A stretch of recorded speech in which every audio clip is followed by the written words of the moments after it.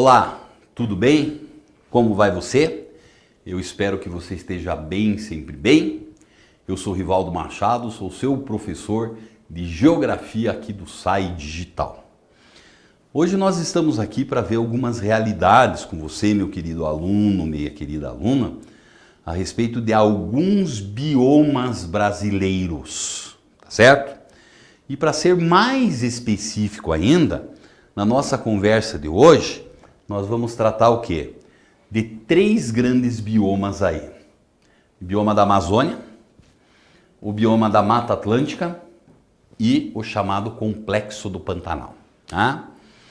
Então, por onde é que nós vamos começar? Nós vamos começar aí, como não poderia ser diferente, pelo chamado bioma da Amazônia. Você batendo o olho no nosso mapa, o que é que você percebe de cara, né?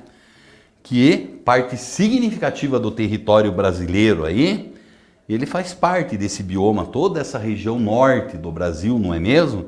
Então é uma área muito grande, muito significativa aí. Quando a gente fala em bioma, em floresta amazônica, né, a gente sabe que é uma floresta que ela chama a atenção do mundo inteiro. Todo ano sai uma pesquisa lá do Google, quais são os termos mais utilizados, os top 10, não é mesmo? Sempre a Amazônia está entre eles no mundo, então chama a atenção do planeta inteiro a tal da Amazônia aí, né? Formação vegetal, como é a vegetação dessa Amazônia? Então, ou da floresta amazônica, melhor dizendo. Então nós acabamos tendo o quê? Ela é de clima equatorial úmido. De forma muito geral, esse clima é marcado pelo quê? Temperatura elevada o ano inteiro, baixa latitude, muito próximo da linha do Equador. A linha do Equador corta a região dessa floresta. Além disso, muita umidade, chuvas, né? Apesar de ter invernos que essas chuvas diminuem um pouco. O que planta precisa? Tem calor, tem energia do sol e tem água, se desenvolve, que é uma maravilha, não é mesmo? Então quando a gente vai lá e bate, tenta memorizar, mentalizar um pouco, o que lembra a floresta amazônica? Me desculpe. A floresta amazônica, ela é aquela imensidão verde, né? Uma floresta extremamente densa, uma floresta extremamente fechada, marcada pelo quê? Pela presença de árvores gigantescas, de grande porte, pode ultrapassar aí os 80 metros. Tá? O que isso significa dizer? Isso significa dizer que é basicamente uma foto geral da Amazônia. Mas como nós falamos em Amazônia, ela apresenta basicamente 3 degraus de vegetação, né? Essa Amazônia de árvores gigantescas, uma floresta fechada, ela é a Amazônia que nós temos o quê? Nas maiores altitudes, né? Então lá você encontra uma floresta que é chamada de mata de terra firme, né? Então essa mata ela fica o ano inteiro sequinha, apesar do solo extremamente úmido, e nós não temos problema nenhum. Nas regiões mais próximas dos rios aí, nós acabamos encontrando o quê? A presença das várzeas. Que são essas várzeas? Então são aquelas áreas que elas são inundadas durante o período das cheias da Amazônia. Então o que acaba acontecendo? Geralmente nessas regiões de várzea você tem uma floresta um pouco mais baixa. Baixa ainda, chegando tranquilamente ali aos 30 metros as árvores, os 20 metros, que não é pouca coisa. O solo já não é tão resistente devido a um período muito úmido. Se a árvore crescer muito, a resistência diminui lá, ela pode tombar, né? E ainda nós vamos ter uma terceira floresta, que é o Igapó ou o Caiapó, onde nós acabamos tendo o quê? Que é uma vegetação que ela está adaptada a ela existir dentro da água, nas regiões constantemente inundadas. E talvez a espécie que mais chama atenção é a chamada Vitória Regia, certo?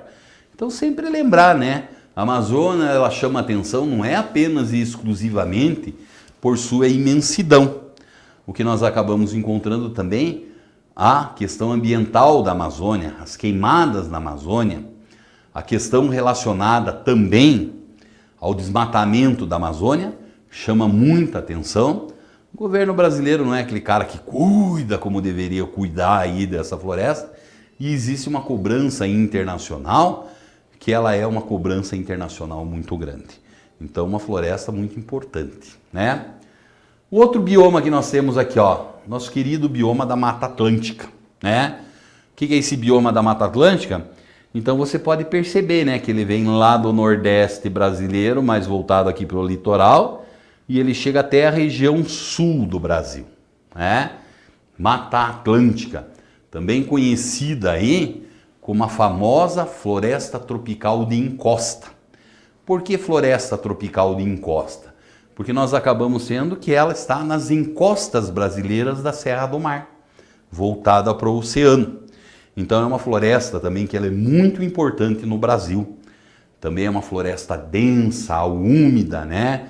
Litoral sempre nós temos uma grande quantidade de chuvas aí o ano inteiro, influenciada por diferentes massas de ar. Então o que acaba gerando? Acaba gerando essa floresta, que também é uma floresta que muito chama a atenção, pura e simplesmente por seu lado visual. Mas quando a gente fala nessa chamada Mata Atlântica aí, né, que é uma questão que ela aparece muito na região litorânea e alguns estados do sul e sudeste aí, você tem que ela entra no interior também, né? Mas o que acabou acontecendo aí? Acaba acontecendo que essa floresta, sempre que se chama a atenção dela, é relativo ao impacto ambiental ou desmatamento que ela sofreu, né? Quando você vê esse mapa aqui, essa é a região que existia dessa formação vegetal lá em 1500, quando os portugueses chegaram até aqui, né? O que esses portugueses trataram de fazer? Eles foram explorando essa Mata Atlântica, né? Que nós sabemos que a primeira ocupação no Brasil se deu no litoral, e aqui nessa região centro-sul, mais ou menos, ou parte do sudeste do sul, ela se adentrou um pouco menos, que é a região onde se encontra essa chamada Mata Atlântica, né? Então o que nós acabamos tendo aí? Essa ideia de toda a região tem Mata Atlântica, isso aqui não é uma realidade mais. Calcula-se hoje, esses números são diferentes aí para diferentes autores, que alguma coisa entre 3 e 7% da vegetação que existia, existe na atualidade. Por que essa vegetação hoje ela quase desapareceu? Porque essas regiões aqui, elas são regiões basicamente que têm uma forte ocupação. Então ali se praticou a agricultura e se criaram as cidades e a floresta quase que desapareceu. E daí por fim, a última formação vegetal que nós temos lá hoje é a nossa famosa vegetação conhecida como a vegetação ou bioma do Pantanal. Então se nós formos localizar, essa manchinha que nós temos entre Mato Grosso e Mato Grosso do Sul. Pantanal Mato-Grossense também conhecido, né? Então o que seria esse bioma do Pantanal, né? Então esse bioma do Pantanal, ele se encontra numa região aí, também de clima tropical, né? Só que uma gigantesca planície. Com as grandes chuvas de verão, parte significativa dessas planícies se alagam. Isso aí é bacia hidrográfica do rio Paraguai, né? E daí se forma uma vegetação que ela é extremamente complexa, né? Por isso que muitas vezes, quando nós falamos em Pantanal, é muito comum se usar a expressão também complexo do Pantanal, né? Porque a hora você encontra o quê? A presença de campos, a hora você tem Mata Atlântica, a hora você tem um pouco características de cerrado e até mesmo nós encontramos muitas vezes características de floresta equatorial aí, né? Então é um complexo, né? É um complexo que também não poderia ser diferente, vem passando por problemas ambientais, né? Por ser uma região de planície, uma quantidade muito grande de rios tendem justamente a se deslocar para essa planície. Desculpe. E esses rios cortam muitas vezes regiões urbanas. Então o que se percebe hoje? A quantidade de lixo que existe no Pantanal é uma questão muito significativa. E também no passado nós tivemos exploração de ouro, a poluição por mercúrio, que é um metal pesado, é muito presente na região também. Tudo bem? Tudo legal? Então tá bom. Um grande abraço para você.